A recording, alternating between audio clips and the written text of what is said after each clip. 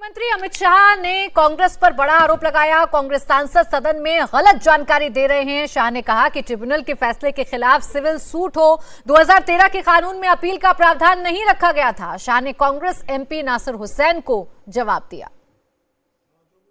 मान्यवर, मैं सदस्य को बीच में टोकना नहीं चाहता। शायद वो भोले भाव से गलत इंफॉर्मेशन सदन के सामने रख रहे हैं, तो मैं थोड़ा करेक्ट करना चाहता हूँ। प्लीज मान्यवर, please chair has given time. क्या कह रहे हैं आप रमेश जी? क्या कह रहे हैं? मैं मान्यवर, प्लीज मान्यवर, बोलो। जो डिस्प्यूट है वो इतना ही है कि अगर ट्रिब्यूनल के फैसले से कोई असंतुष्ट है तो ये भूमि का मामला है। इस पर सिविल सूट होना चाहिए। सिविल सूट में अधिकारों के बहुत वाइड रेंज होती है। इन्होंने इस पर अपील का प्रोविजन 2013 के कानून में रखा ही नहीं है, तो रीट के कार्य क्षेत्र में हाईकोर्ट के सामने जाता है। रीट का कार्य क्षेत्र बहुत संकरा होता है, तो जो ट्रिब्यूनल का फैसला होता है वो फाइनल होने के चांसेस 99% हो जाते हैं। जिनकी भूमि है इसका अधिकार जाता रहता है। मान्यवर, एक गलतफहमी फैला रहे हैं। राज्यसभा में संसदीय कार्य मंत्री किरण रिजिजू ने भी एक बड़ा स्टेटमेंट दिया। उन्होंने कहा कि किसी की भी धार्मिक भावनाओं को ठेस पहुंचाने के लिए काम नहीं हो रहा है। सरकार मुसलमानों के कामकाज में दखल भी नहीं दे रही है। दुनिया में सबसे ज्यादा वक्फ की प्रॉपर्टीज भारत में है। आर्टिकल 25, 26, 30 का हवाला देकर के कई बार लोगों ने हमारा खिलाफ, इस बिल का खिलाफ, इस प्रस्तावना के खिलाफ में लोगों ने कहना शुरू किया है। तो मैं आज जरूर इसका जवाब देना चाहता हूं कि हम किसी का धार्मिक भावना को चोट पहुंचाने के लिए नहीं है। एक मुसलमान वक्फ क्रिएट कर सकता है। अब सबसे जो छोटा आप जो क्रिएट करता है फितरा, सबसे छोटा सर, वो हर मुसलमान, गरीब से गरीब मुसलमान भी क्रिएट करता है। ज़कात आप क्रिएट करते हैं, आप देते हैं, दान देते हैं, उसमें कोई किसी को अधिकार ही नहीं है पूछने का कि हिसाब किताब कैसे किया है। ये आपका अंदर का बात है, आपका फेथ है, इसमें हम हस्तक्षेप कैसे कर सकते हैं? इसलिए बिल्कुल ये बात आप बिल्कुल मत बोलिएगा अपना बात रखते समय कि सरकार या कोई गैर मुसलमान के जो कामकाज में उसका तौर तरीके में हस्तक्षेप कर रहा है, ये मत बोलिएगा। तो वक्फ पर चर्चा अभी जारी है और आज रात तक इस बिल पर जब वोटिंग होगी तो अभी सारे आसार यही दिख रहे हैं कि बिल बड़ी आसानी से सरकार इसको पास करा लेगी, अनलेस अनटिल कोई आश्चर्य छुपा हुआ हो। लेकिन हमारे साथ अब स्टूडियो में जो मेहमान हैं मैं उनके पास आपको लाना चाहता हूं। मैं स्वागत करना चाहता हूं मुफ्ती वजाहत कासमी साहब का। सर, बहुत स्वागत है आपका।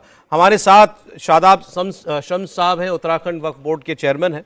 अंबर जैदी जी हमारे साथ हैं, सोशल एक्टिविस्ट हैं। और एडवोकेट सुबी खान जी हमारे साथ हैं। सुबी जी, बहुत स्वागत आपका। आप सुबह से, बल्कि कल से आप इंडिया टीवी पर देख रहे हैं। हम दोनों पक्षों की बात आपको सुना रहे हैं, जो इस बिल के खिलाफ हैं या जो इस बिल का समर्थन कर रहे हैं। इस एक घंटे के लिए खास तौर पर हमने, हमारे चारों मेहमान ऐसे हैं जिनकी राय इस वक्फ अमेंडमेंट बिल के हक में है, ये इसका समर्थन कर रहे हैं, ताकि एक बार सारे सवालों का जवाब जो उठाए जा रहे हैं उन सबके जवाब आपको मिल जाएं। तो चूंकि कल से अब तक की हमारी चर्चा में सुबह ही पहली बार आ गई, तो मेरा पहला मौका सुबीश जी को। बहुत सी बातें हुई। ओवैसी साहब ने तो कह दिया है मुसलमानों को जलील करने के लिए, सेकेंड रेट सिटीजन बनाने के लिए। अभी कांग्रेस पार्टी के नासिर हुसैन भी यही बात कह रहे थे कि ये टारगेटेड बिल है, मुसलमान को टारगेट करने के लिए। सौरभ, देखिए, मुझे कई बार लगता है कि बड़ी बड़ी कॉम्प्लिकेटेड समस्याओं के बहुत छोटे छोटे समाधान होते हैं। मुझे लगता है बहुत टेक्निकल बातें करने से पहले कुछ बेसिक क्वेश्चंस अगर हम अपने आप से पूछें, जैसे ये लोग चिल्ला रहे हैं कि ये मुसलमान के खिलाफ है और ये लोग मुसलमान के हितैषी हैं, बाय द वे इनका कहना है कि मुसलमानों के नेता हैं। सबसे पहला सवाल मेरा ये है कि जब आर्म्ड फोर्सेस और डिफेंस के बाद सबसे ज़्यादा प्रॉपर्टी होल्डर है वक्फ भारत में, तो फिर 95% मुसलमान गरीब क्यों हैं? ये वक्फ प्रॉपर्टी गरीब, मिस्कीन, यतीम लोगों की सरपरस्ती के लिए दान की जाती हैं कि उनकी शिक्षा, उनको स्वास्थ्य सेवाएं, उनके लिए हॉस्पिटल बने, कॉलेजेस बने, जिनके पास घर नहीं है उनको रहने की जगह दी जाए। इतनी ज़्यादा third largest land owner Bharat में होने के बाद भी 95% मुसलमान जनता गरीब है। दैट मीन्स ये मुसलमानों की प्रॉपर्टी का लड़ाई नहीं है, ये जो 5% मुस्लिम लीडर्स हैं जो गरीब मुसलमानों की प्रॉपर्टी को वक्फ माफिया बनके उसको एंक्रोच करके बैठे थे, ये उनकी प्रॉपर्टी की लड़ाई है, इसलिए इन लोगों को ये पर्सनल चोट लग रही है। दूसरा सवाल मैं पूछना चाहती हूं सौरभ, बेसिक कॉमन सेंस का, कि आज तक वक्फ एक्ट में कितनी बार अमेंडमेंट्स हुए हैं, कितनी, हम सभी जानते हैं कि अनेकों बार अमेंडमेंट हुए वक्फ एक्ट में, तो आज अगर ये अमेंडमेंट हो रहा है तो अनकॉन्स्टिट्यूशनल कैसे हो गया? इतनी हिपोक्रेसी ये लोग कहां से लाते हैं? सबसे पहला सवाल तो मेरा ये है। तीसरी बात सौरभ, आप देखिए लोकसभा में पास हो गया बिल, उसके बावजूद भी सड़कों पे हम भीड़ नहीं देख रहे हैं। इन लोगों की ये राजनीति अब फेल हो गई है। जो मुसलमानों के ढोंगी नेता हैं उनकी उल्टी गिनती शुरू हो गई है।